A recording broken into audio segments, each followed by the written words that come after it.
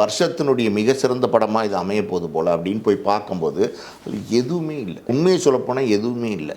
வெறும் இரைச்சல், ஒரே சவுண்டு. ஓகே. மக்கள் வந்து எப்படா நம்மளை தேட்டர்லேருந்து வெளியில் விடுவாங்க அப்படிங்கிற லெவலுக்கு டென்ஷன் ஆகி உட்காந்துருந்தாங்க. அப்படி முடியறதுக்கு முன்னாடியே எல்லோரும் வெளியில் கிளம்பி போயிட்டாங்க. கிளைமேக்ஸ் வர்றதுக்கு முன்னாடியே.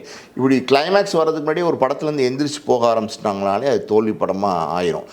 நிறைய பேர் ட்ரால் பண்ணாங்க. ஒரு சில விஷமிகள் வந்து வேறு மாதிரியெல்லாம் பேசினாங்க. அந்த விமர்சனத்தை பற்றி நிறைய சர்ச்சைகள், அதை நோக்கி கோர்ட்டில் வந்து கேஸ் போட்டாங்க. இதெல்லாம் இருக்குது.